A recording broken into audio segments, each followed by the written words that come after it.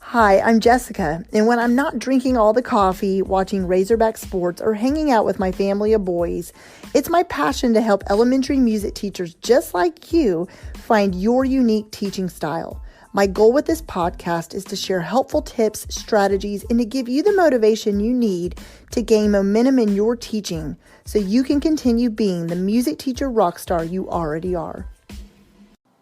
You're listening to episode 19, and today we're going to talk about ways you can beat imposter syndrome as a new elementary music teacher. Now, here's the deal.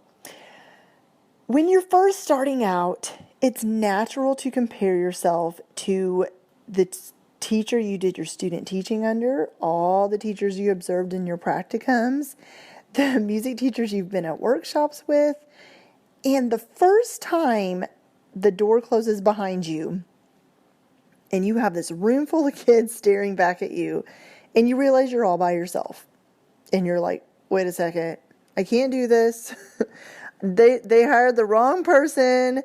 They don't know. I don't have any idea what I'm doing, right? You are not alone in having those thoughts. And here's the thing.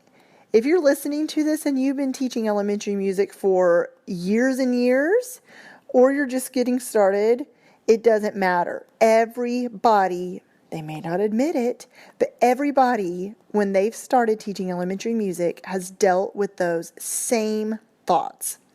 Now, here's the funny part. I wouldn't say it was funny, but here's what I want to say. There's been so many times when I first started teaching music that I felt like I am not cut out for this. Or I thought things like, well, that teacher I just student taught with did a way better job than I am. Or, oh my goodness, if my college professors could come in here and see me right now, they would be like, this is not what we told you to do. But I want to give you some encouragement today, some things you can walk away with feeling confidence and feeling like you got this. You are in your classroom for a reason, and you are not an imposter, and you are supposed to be doing what you're doing, okay? So the next time you have those thoughts running through your head thinking, I don't know what to do.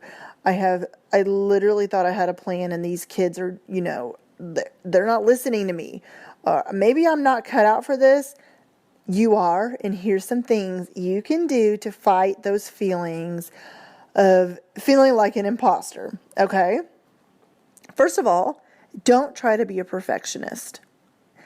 When you feel like you're overwhelmed, and this can kind of go for any area of your life, I'm preaching to myself here too, by the way. When you feel like everything's just kind of falling apart, and it's probably because you're trying to do it like a perfectionist. Everything is not going to go your way. I'm just going to completely be honest. You are going to walk into your classroom with a plan, and as the year goes on, whether it's your first, second, third, 75th year teaching, I don't care which year it is, you're going to walk in with a plan. But this is before you've seen your students. This is before you have taught a single lesson that school year. This is before you know what teachers you're going to be collaborating with. You are going to have this plan, and if you are so worried about following the plan to a T, you're going to feel like an imposter. Because what ends up happening is, if you're trying to be a perfectionist, you're more worried about doing everything right than by just doing. Let me say that again. Don't be more worried about doing things right than by just doing them. Just getting started and getting in there, getting your foot wet, if that's the phrase I'm looking for, getting yourself going is the first step, right? Now, if you are teaching and you're thinking, oh, well, I had this plan for week 1, 2, 3, 4, 5, 6, 7, and your plans are not going like you thought they would, then that means you're doing something right. Because you're learning as you go. And what ends up happening is the plans you had for week 1, if you don't get to the plans for week 2 and you're needing to review some things from week 1, that is the quality of a good teacher, because you're learning not just how to teach, but you're learning, okay, this child interrupts me. Oh, I need to move this child over here because he's talking. Or, oh, we had an assembly this day. Or, oh, I forgot to go over the procedure for getting an instrument off the shelf. Or, oh, I need to assess my students for singing so I know which curriculum or which lessons to teach them. This is all stuff that's natural. So if you're so focused on being a perfectionist and going down the order of everything you want to teach, and then you end up not getting to that specific lesson, maybe on week 2 or 3, and you're so stressed out about it, and your students can tell you're stressed about it, give yourself a break, okay? So don't focus so much on being a perfectionist. Focus more on getting in there, getting your foot wet, teaching. And if you have to adjust things as you go, that is perfectly fine. And that is what you're supposed to do. All right. Go in your classroom with confidence. Okay. When you act like, this is exactly what I did, by the way, y'all. Remember, I started teaching. If you haven't heard that story, I started teaching in the middle of the school year. The school hadn't had music for 7 years. All eyes were on me, right? I was the star of the show, or so they all thought I was. And I remember thinking, y'all have no idea that I have no idea what I'm doing. This is ridiculously way over my head, and I feel like I'm about to drown. And so go in with confidence.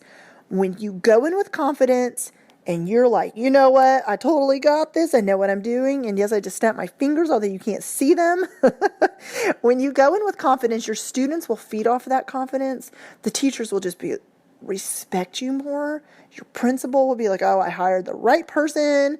Not that they were having doubts in the first place. I'm just saying, go in with confidence and act like you know what you're doing. And your students will feed off that.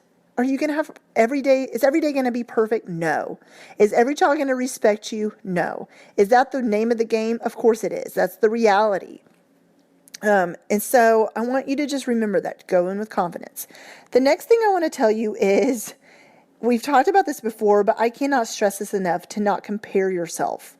Man, this is a big one. It is so hard, right? Not to compare yourself. We talked about this at the beginning even of this episode. Take what you've learned, of course, from other teachers you've encountered, from other teachers you have observed, from other teachers you have been mentored by. Take what they have taught you, but make it your own. The hardest thing for me when I first started teaching, wow, that almost came out as the word fart, but when I first started teaching was I felt like I was trying to, okay, well, this teacher did it this way, so I'm going to do it this way. And then this teacher did it this way, so I'm going to do it this way. Oh, she taught this song, and she taught it just like this, and she had her students sit like this, and she had them do this movement at the beginning of the class period. I was so stressed out. That was me. That was the way I was trying to be a perfectionist, was trying to do things exactly like the teachers I had encountered. And you know what? It became to the point where I was so stressed out by doing it that I was more focused on how they taught and trying to do it just like them than by simply teaching. When I stopped that and I evaluated myself and really thought about, what am I doing? I stopped. And you know what? And this is what I want you to do. I got in a notebook and a pen and I wrote down things I got from those teachers that I would like to do with my students, and then things I saw them do that I necessarily didn't maybe want to do. When I started doing that, and then I saw I was trying to do a lot of things in the column of things they did that I didn't want to necessarily do, but I was trying to do it anyways just because I was trying to be perfect, I went, okay, well, wait. They did this, and it doesn't mean that they were doing anything wrong. It just means my personality, the students I was teaching, the school I was at, and the curriculum I was trying to teach, or I pulled from a bunch of different curriculums, but you know what I mean. The lessons I was trying to teach, I couldn't do all those things, plus do what I was wanting to do. So when I stopped and really evaluated my personality, my strengths, my students, what I was wanting to teach my students, I stopped trying to be like everyone else, and I just became me. And once I did that, it became so freeing. that my students started to enjoyed coming to music class more. They enjoyed learning music. They enjoyed being in there because I enjoyed teaching more. It wasn't even a year later when I got voted to be teacher of the year at my school. It's almost like something just turned around and music became so much more fun. It became not a tour of, here's my list of things to do, here's how I'm going to do it, here's how they did it, it became, I'm just going to teach. If I didn't get to that list of songs, let's say I have a list of 10 rounds I wanted to teach that school year, and I only got to, I did more than 10, but I'm using that as an example. And I only got to 5 of them because we spent more time being creative and improvising and doing movement and fun music games and composing. Then, oh well. I used to be so focused on going through every song I had listed and, okay, I got to get through all these songs, and all these songs, and these activities, and these games, and this. No. It's okay to not get through everything. That goes back to the being perfectionist. So don't be so focused on trying to please everyone, which I was trying to do that also, but also trying to just be a perfectionist that you lose sight of you're there in your particular classroom to be you. You don't need to be perfect. You don't need to do it like everyone else. And you don't need to get to every single song that's out there. Do you guys realize how much music is out there to teach? There are so many songs. There are so many games, so many instrument activities, movement activities. There's new books and curriculum and methods and, coming out every single year. It gets overwhelming. So my encouragement with that is go to the workshops, go to professional development, get the training to bring back to your classroom, but then go through those giant notebooks of curriculum and training and lessons and take your favorites from it and maybe leave the rest on the shelf and maybe come back to it next year. You're also going to kind of get bored sometimes as a teacher. Even though you see your same students every year, although you'll have new students in your classroom, we talked about that, how to, and I can't remember what episode that was, but how to welcome all students back to your classroom. But what I was going to say is you're going to get bored if you do the same curriculum every single year. If you do the same lessons, the same order, the same songs every year in rotation, even though your 3rd graders are now 4th graders, you'll eventually start kind of getting burnt out. So change it up. If you learn something new in a workshop, then maybe put that in place of something else you were doing, okay? So the last thing I wanted to leave you with, everybody has self-doubt, okay? Everybody has self-doubt. Teachers who have been teaching 35 years still wonder, should I have done that? Should I have said that? Should I have taught that? Did that song go over well? Is this what I'm supposed to be teaching? Maybe they don't have the same self-doubt you do when you're starting out, where you're thinking, am I supposed to be in here? Do they know I have no idea what I'm doing? Do they know the door just closed and I don't have another teacher in here to critique me? Are they sure that I'm ready to be doing this? But the self-doubt changes to things like, should I have taught that lesson, right? You're always going to have self-doubt, but here's what I wanted to tell you. Make sure you focus on the things you're also doing right. Focus on giving yourself, you're allowed to tell yourself you're doing a good job. Maybe it is in that notebook we talked about. Maybe flip the page and write down things I did well today, things you're doing good at, things I'm grateful for. Don't give yourself such a hard time that you forget that you're also doing an incredible job. It is not easy. It is not easy being an elementary music teacher. It's not easy going in every day and juggling the 107 balls thrown at you all day long. It's not. So take a deep breath, go in with confidence, a smile on your face, don't compare, and be your biggest cheerleader. And I promise you, you are doing better than you probably think you are. I promise you.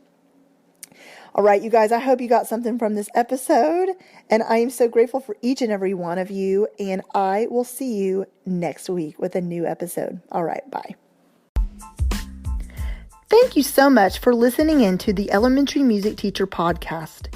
Be sure to subscribe to the podcast so you never miss an episode. And while you're there, I would love for you to review the show and leave a rating on iTunes. To find out more about how I can help you gain momentum in your elementary music teaching career, head to thedomesticmusician.com, where you'll find free downloads, courses, the blog, and so much more. Continue teaching music and never doubt the impact you're making each and every day in the lives of your students.